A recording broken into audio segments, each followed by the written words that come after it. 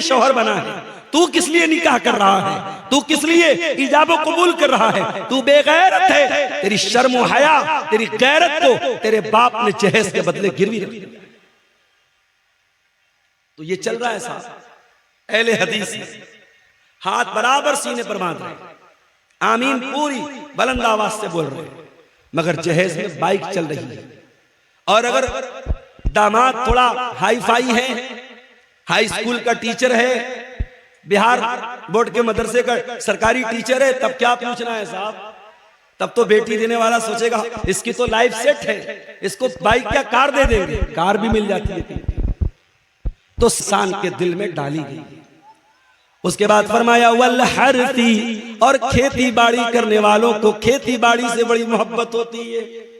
जैसे हमारे बनारस में साड़ी का कारोबार होता है, कपड़े का कारोबार, हमारे यहाँ खेती नहीं होती। बनारस शहर में खेती नहीं होती, तो हमारी खेती वही है।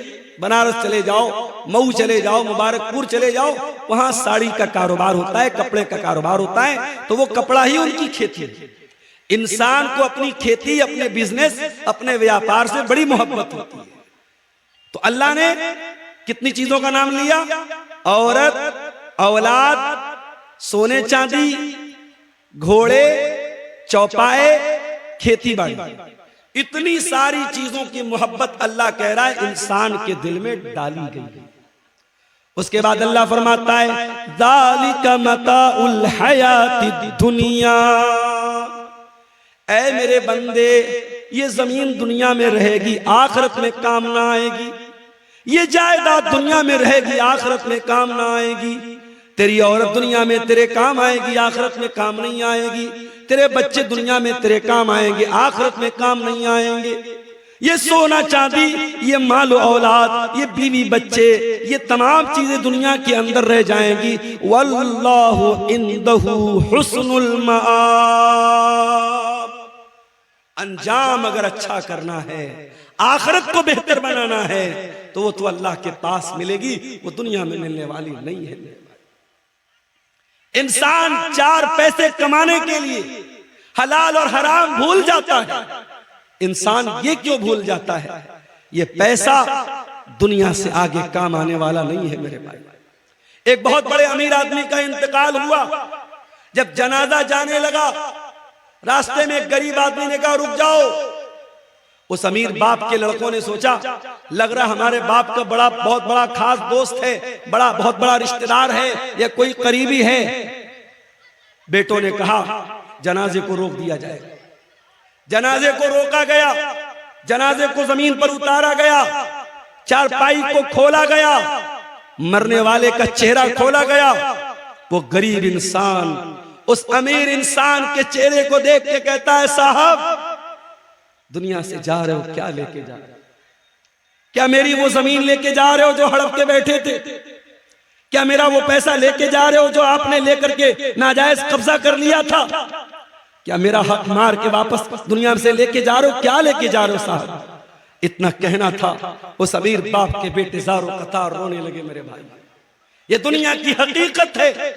न माल साथ में जाएगा, न जमीन साथ में जाएगी, न जायदाद साथ में जाएगी। और इंसान इन्हीं चीजों के लिए आज क्या नहीं करता है मेरे भाई? पड़ोसी पड़ोसी का हक मार रहा है, भाई भाई का हक मार रहा है, भाई बहन का हक मार रहा है, एक दूसरे के हुकूक मारे जा रहे हैं। मेरे भाइयों, अल्लाह से डरो। कयामत के दिन हुकूकुल इबाद का मामला बड़ा खतरनाक होगा। अल्लाह के प्यारे नबी फरमाते हैं लतुअद्दुन्नल हुकूक इला अहलिहा, ओ लोगों तुम दुनिया में लोगों का हक दे दो, वरना कयामत के दिन तुमको देना पड़ेगा। हत्ता युकाद लिशातिल जलहाई मिनशातिल करना, यहां तक कि दुनिया में अगर सींग वाली बकरी ने बगैर सींग वाली बकरी को मारा है, उस पर जुल्म सितम किया है, तो सींग वाली बकरी को भी हिसाब देना पड़ेगा। इसी सीमांचल के इलाके में एक भाई ने मुझको बताया, वल्लाहु आलम वाकया सही भी हो सकता है, गलत भी हो सकता है, बताने वाले ने बताया एक आदमी को इलाज के लिए 25,000 रुपए की जरूरत थी। 25,000 रुपया कोई बहुत बड़ी रकम नहीं है। एक गांव में न जाने कितने लोग ऐसे होते हैं जो 25,000 बड़ी आसानी से एक आध दो दिन में कमा लेते हैं। 25,000 की रकम की जरूरत पड़ी। डॉक्टर ने कह दिया पैसा देंगे तब ऑपरेशन होगा। वो बेचारा गरीब आदमी अपने गांव के कुछ पैसे वाले लोगों के पास गया, उनसे पैसे का मुतालबा किया। गांव के लोगों ने कहा नहीं, हम तुम्हें पैसा नहीं दे सकते। पैसे वाले लोगों ने पैसा देने से इनकार कर दिया। उस गरीब इंसान ने अपने बाप का ऑपरेशन कराने के लिए 25,000 की रकम उसने सूद पर कर्जा उठाया, उसने ब्याज पर कर्जा उठाया। और कर्जा देने वाला भी मुसलमान, ब्याज पर कर्जा देता है मुसलमान अपने मुसलमान भाई को, और उससे वो ऑपरेशन कराता है। ये हालत है इस कौम की, ये हालत है इस समाज की। जिस कौम के अंदर सूद और ब्याज खाने के सिलसिले में लोग अल्लाह से न डरते हो, जिस कौम के लोग सूद और ब्याज को खाने को हलाल समझते हो, उस कौम का अंजाम यही होना है जो आज पूरे मुल्क में नहीं पूरी दुनिया में हम देख रहे हैं। ये जूते क्यों बरस रहे हैं, ये मार क्यों खा रहे हैं, ये बुलडोजर क्यों चल रहे हैं, ये जुल्म और सितम क्यों हो रहे हैं। अल्लाह की धरती पर ला इलाहा इल्लल्लाह पढ़कर जितना हमने अल्लाह को नाराज किया है, मुहम्मदुर रसूलुल्लाह पढ़कर जितना हमने रसूल के हुक्म को तोड़ा है, शायद दुनिया में किसी और ने नहीं तोड़ा। सूद और ब्याज को इतना आसानी से इतने हल्के में ले लेते हो मेरे भाई। दौलत की कमी नहीं इस कौम के पास। अभी कुछ दिनों पहले मैं आया था, इसी कटिहार के कुछ लोगों ने मुझसे कहा मौलाना एक कंपनी आई है, उसका नाम है Meta ozone. Meta ozone company में पैसा लगाना कैसा है? मेरा वीडियो उस जमाने का अगर होगा यूट्यूबर लोगों के पास जाके देख लेना। मैंने साफ कहा था ये मेटा ओजोन कंपनी हो या ये कोई भी क्रिप्टो के नाम पे कंपनी हो, इतना पैसा लगा दो, हम हर महीना इतना देंगे। ये जितने कंपनियां एक फिक्स अमाउंट आपको दे रही हैं, ये बिल्कुल गलत है, हराम। और अंजाम ये हुआ, ये सारी कंपनियां गरीबों का और मिडिल क्लास के लोगों का गाड़ी कमाई का पैसा लेके भाग जाती हैं। और कटिहार के एक साहब ने 2 करोड़ रुपए लगाए थे, 2 करोड़ की बड़ी रकम लगाई थी इसी मेटा ओजोन कंपनी में। मुसलमान आदमी था और वो कुछ महीनों के बाद कंपनी भाग गई, आज उसकी वैल्यू 0 के बराबर। क्यों ऐसी चीजों के पीछे पड़ते हो मेरे भाई? क्या हलाल कमाई कमाने के तरीके नहीं है? बहुत सारे तरीके। मुझे याद है जामिया सल्फिया बनारस में हमारे साथ एक साहब पढ़ते थे, हमारे क्लास फेलो तो नहीं थे, हमारे दौर के थे, मुआसिर थे। वो रहने वाले सूरत के थे, गुजरात के थे। कुछ दिनों के बाद मेरा एक सफर हुआ गुजरात का, उनसे मुलाकात हुई मौलाना साहब से। मैंने सोचा साहब मौलवी साहब हैं तो किसी मस्जिद में इमामत करते होंगे, किसी मदरसे में पढ़ाते होंगे। भाई मौलवी क्या करता है? मौलवी का 3 ही काम होता है, या तो मस्जिद में कहीं इमाम बन गया, या किसी मदरसे में टीचर बन गया, या फिर दावत और तबलीग का काम कर रहा है। मौलवियों की दुनिया बड़ी महदूद होती है। तो मैंने कहा कि भाई क्या करते हैं आप? उन्होंने कहा मौलाना साहब, शेख साहब, मेरे वालिद की समोसे की दुकान है, समोसे की दुकान है, और मैं समोसा रोजाना तैयार करता हूं, तेल में फ्राई करता हूं, उसको बेचता हूं। मुझे बड़ी हैरत हुई। मैंने कहा आप जामिया सल्फिया बनारस के पढ़े हुए हैं और आप समोसा बेच रहे हैं? कहा शेख साहब तो इसमें क्या बुरा है? मैं बिजनेस कर रहा हूं, काम कर रहा हूं, इज्जत की रोटी है, और सारे समाज की नजर में ये साहब की मौलाना साहब हैं, इनका समोसा बड़ा अच्छा होता है, इनका सामान बड़ा अच्छा होता है। सोच का एक नजरिया ये भी है मेरे भाई। और मैं आज ही एक बात सोच रहा था और मेरा जी चाह रहा था फेसबुक पर कुछ लिखूं कि आज लोग मौलवियों की कमाई पर तो बड़ी बातें करते, साहब फला मौलवी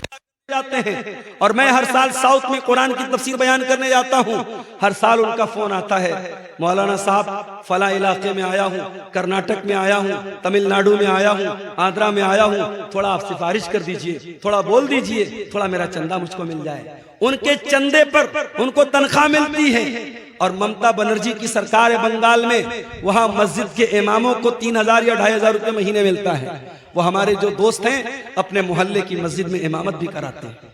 ममता की तरफ से उनको 2500 रुपए मिलता है और शायद मदरसे वाले 7-8 हजार रुपए कुछ देते हैं। मदरसे वालों को यह भी हजम नहीं हुआ, मदरसे के जिम्मेदारों को यह भी हजम नहीं हुआ कि ये 3000 रुपया हमारे मदरसे में पढ़ा के अलग से कमा रहा है। उन्होंने पाबंदी लगा दी, साहब मदरसे के जितने टीचर हैं सुबह से दोपहर तक पढ़ाना है, फिर दोपहर से रात तक हॉस्टल की निगरानी करना है। ऑलरेडी 3 टीचर निगरानी कर रहे थे, मगर मदरसे के हरामखोर जिम्मेदारों ने और डिक्टेटरों ने और नमरूद की औलादों ने उस मौलवी को मिलने वाले ये चंद हजार रुपये जो महीने के थे, उनके पेट में दर्द शुरू हो गया और उन्होंने कहा नहीं, हॉस्टल की 24 घंटा निगरानी करनी पड़ेगी। मैं मौलवियों से कहना चाहता हूं, इस कौम के आगे भिखारी बनना बंद करो। अपने इल्म, अपने वकार, अपने ओहदे, अपने मकाम का लिहाज रखो। इस कौम ने बहुत खून चूसा है तुम्हारा। और आज वो लोग जो आलिम नहीं हैं, जो गैर उलमा हैं, चाहे वो इंजीनियर अली मिर्जा हो, चाहे डॉक्टर इसरार अहमद हो या कोई और हो, इन लोगों ने एक माइंडसेट क्या बनाया, एक सोच क्या बनाई कि मौलवियों की जरूरत क्या है। जनाजा खुद अपने बाप का पढ़ाओ, निकाह खुद अपने बेटे का पढ़ाओ, तुम्हें मौलवियों की कोई जरूरत नहीं है। तो ठीक है, तुम्हें अगर मौलवियों की जरूरत नहीं है तो रब्बे काबा की कसम मौलवी को तुम्हारी जरूरत नहीं है। अगर ये मौलवी वाकई में खुददार और बाइज्जत हो जाए, अपने पैरों पे खड़ा हो जाए। हमने लॉकडाउन में देखा कितने मौलवी जो मदरसे के टीचर थे, जो मस्जिदों के इमाम थे, बड़ी मामूली तनख्वाहों पर गुजारा करते थे। लॉकडाउन लग गया, सारी दुनिया ठप पड़ गई।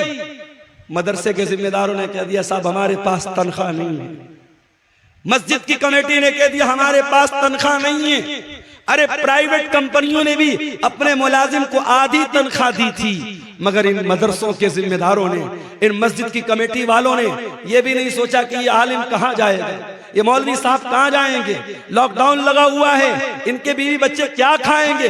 कितने मौलवियों ने, बेचारों ने कर्जे लेके जिंदगी गुजारी है, लोगों से मदद मांग के गुजारा किया है। लॉकडाउन ने सिखा दिया कि आत्मनिर्भर बनना पड़ेगा, सेल्फ डिपेंड बनना पड़ेगा। और मैं कई उलमा को जानता हूं लॉकडाउन के बाद जिन्होंने तिजारत को अपनाया है, जिन्होंने बिजनेस को अपनाया है। मेरे अजीजों, जो कौम अपने उलमा को बंधुआ मजदूर बना के रखती है, मस्जिद के इमाम को फैमिली क्वार्टर तक देना नहीं चाहती है, मदरसे के टीचर को परिवार के साथ रहने की इजाजत नहीं देती है, उसके बाद हम कहते साहब मदरसे के टीचर ने ये हरकत कर दी, मस्जिद के इमाम ने ये हरकत कर दी। खुलेआम अल्फाज में सुन लो, इन फितनों को दावत हमने दी है, इन फितनों को दावत हमने दी है। वो मौलवी शादीशुदा होकर बीवी से 6-6 महीने दूर रहता है, वो मदरसे का मुदर्रिस, वो मस्जिद का इमाम 6-6 महीने अपनी बीवी से, अपने बच्चों से दूर रहता है। कौन इसका जिम्मेदार है? उसकी बीवी अपने शौहर के रहने के बावजूद बेवा की जिंदगी बसर कर रही है, उसके बच्चे अपने बाप के रहने के बावजूद यतीम की जिंदगी बसर कर रहे हैं। अगर उस मौलवी की शहवत में अगर उबाल आया, उसने गलत कदम उठाया, वो मौलवी यकीनन गुनहगार होगा, वो आलिम यकीनन गुनहगार होगा, मगर गुनहगार तो ये समाज भी होगा। गुनहगार तो हम और आप भी होंगे कि हमारे पास अपने बच्चों के साथ तो रहने के लिए इंतजाम है, अपने उलमा के लिए फैमिली क्वार्टर का इंतजाम नहीं करते। मेरे भाइयों, अगर मस्जिद के इमाम के लिए फैमिली क्वार्टर का इंतजाम नहीं करते तो माफ करो, हटा दो इमाम को, खुद ही नमाज पढ़ो और पढ़ाओ, मत रखो इमाम को। आप फितनों को दावत मत दो मेरे अजीजों, ये दौर फितनों का दौर है और इस दौर का बहुत बड़ा फितना माल का फितना है। अल्लाह के प्यारे नबी ने फरमाया लिकुल्लि उम्मतिन फितना व फितनतु उम्मती अल माल, हर उम्मत का एक फितना होगा और मेरी उम्मत का फितना क्या होगा? माल होगा। और अल्लाह के नबी ने यह भी फरमाया याती अलन्नासी ज़मानुन ला युबालिल मरउ मिन ऐना खज़ल माल अमिन हलालिन अम मिन हराम। लोगों पर एक जमाना ऐसा भी आने वाला है, माल कमाने वाला इस बात की परवाह नहीं करेगा कि माल कहां से कमा रहा है, हलाल तरीके से कमा रहा है या हराम तरीके से कमा रहा है। हलाल के बहुत सारे तरीके हैं मेरे भाई। अगर आपके पास पैसा है, आपके पास टाइम नहीं है, शरीयत ने एक तरीका रखा है मुजारबत का। मुजारबत किसका मतलब क्या होता है? पैसा मेरा रहेगा, टाइम किसी और का लगेगा, एनर्जी किसी और की लगेगी। मैंने 1 लाख रुपया किसी को दे दिया कि भाई 1 लाख रुपया ले लो और इससे बिजनेस करो, और बिजनेस में जो प्रॉफिट होगा आधा तुम ले लेना, आधा हम ले लेंगे। लेकिन लॉस होगा तो लॉस का जिम्मेदार मैं रहूंगा, तुम नहीं रहोगे। और जो भी मुनाफा होगा परसेंटेज तय किया जाए, पैसा तय न किया जाए। अगर पैसा तय करेंगे तो गलत हो जाएगा। अगर कोई ये तय कर ले कि मैं 1 लाख रुपया दे रहा हूं और हर महीने तुम हमको 1000 दोगे, तो ये गलत हो जाएगा। हाँ, हर महीने जो भी प्रॉफिट होगा 50% तुम ले लो, 50 मैं ले लेता हूं, 60 तुम ले लो, 40 मैं ले लेता हूं। परसेंटेज तय कर सकते हैं, पैसा तय नहीं कर सकते। और प्रॉफिट में दोनों शेयर होंगे, लेकिन लॉस में सिर्फ पैसा लगाने वाला शेयर करेगा और जो मेहनत कर रहा है वो लॉस में शरीक नहीं होगा। ये भी कायदा है शरीयत का, कानून है शरीयत का। अगर इस कायदे की रोशनी में हलाल तरीके से हम मुजारबत करें तो बहुत पैसा कमा सकते हैं। मगर मसला ये है, आज इंसान अखलाकी तौर पर इतना गिर चुका है कि अगर मुजारबत के लिए मैंने किसी को पैसा दिया 1 लाख रुपया, तो वो कभी नहीं शो करेगा कि प्रॉफिट हो रहा है। वो कहेगा मौलवी साहब लॉस हो रहा है। एक इंसान दूसरे इंसान पर भरोसा करने को तैयार नहीं है, क्योंकि अखलाक इतना गिर चुका है मेरे भाइयों। इंसान धोखा देने में, फ्रॉड करने में देर नहीं करता है। मुसलमान ये भूल गया, उसके नबी का फरमान है, मन गशना फलैसा मिन्ना। जो धोखाधड़ी करे, जो फ्रॉड करे, जो अपने मुसलमान भाई के साथ गलत तरीके से व्यवहार करे, वो हम में से नहीं है। मुसलमान ये भूल गया। अल्लाह का कलाम कहता है, वैलुल लिल मुतफ्फिफीन अल्लज़ीना इज़ा क़तालू अलन नासी यस्तौफून व इज़ा कालूहुम औ वज़नूहुम युख़सिरून। बर्बादी है नाप तौल में कमी करने वालों के लिए। नाप तौल में कमी का मतलब सिर्फ यही नहीं होता कि तराजू में डंडी मार ली जाए, सामान कम तौल के दिया जाए। नाप तौल में कमी का एक मतलब यह भी है कि जब अपना फायदा नजर आए, अपना मफाद नजर आए, तो इंसान दोनों हाथों से फायदा वसूल ले। और जब सामने वाले को फायदा देने की बात आए तो इंसान रास्ता बदल दे, अपने लिए अलग मेयार और सामने वाले के लिए अलग मेयार। ये भी नाप तौल में कमी है मेरे भाइयों। और कुरान कहता है नाप तौल में कमी करने वालों के लिए बर्बादी है। और आगे बढ़िए, ये जो हराम कमाई होती है ना, ये हमारे बीवी बच्चों के ऊपर भी असर डालती है। अगर आपके घर में हराम कमाई आई है, यकीन कर लो मेरे भाई, आपकी बीवी से आपके रिश्ते पर भी असर पड़ेगा। बच्चे नाफरमान हो जाएंगे, माँ बाप की सेहत गिर जाएगी, घर का सुकून खत्म हो जाएगा। बाद सलफ कहते हैं कि मैं अपने गुनाहों का असर अपनी बीवी के अखलाक में और अपनी सवारी के फिसलने में महसूस करता हूं। जब मैं कोई गुनाह करता हूं तो अपनी सवारी के फिसलने में और अपनी बीवी के अखलाक में उसका असर महसूस करता हूं। हराम कमाई घर में आएगी मेरे भाई, आपकी जात पर, आपके बच्चों पर, आपके परिवार पर उसका असर पड़ेगा। आपको तो ये लग रहा है कि लाख रुपए पर मैंने 10,000 रुपया ब्याज कमा लिया, मगर मेरे रब का कलाम क्या कहता है, यमहकुल्लाहुर रिबा व युर्बिस सदक़ात। अल्लाह सूद और ब्याज को मिटाता है, अल्लाह सूद और ब्याज की बरकत को खत्म करता है, अल्लाह सदका खैरात को बढ़ाता है। तुम्हें यह लग रहा है मैंने मदरसे में 1000 रुपया चंदा दे दिया, मेरा 1000 कम हो गया, और तुम्हें यह लगता है कि मैंने 1000 रुपया ब्याज के जरिए कमा लिया, मेरे अकाउंट में 1000 रुपया बढ़ गए। तेरे कैलकुलेटर में बढ़ गया, अल्लाह के कैलकुलेटर में जो तू पैसा ब्याज से कमा रहा है वो बढ़ा नहीं है, वो घट रहा है। और हम देखते हैं मेरे भाई, जिन घरों में हराम की कमाई आती है, पैसे की दौलत की रेल पेल होने के बावजूद उन घरों में सुकून नहीं होता। उन घरों की लड़कियां बेपर्दा होने लगती हैं, उन घरों के लड़के बेहया होने लगते हैं, उन घरों का चैन और सुकून बर्बाद हो जाता है।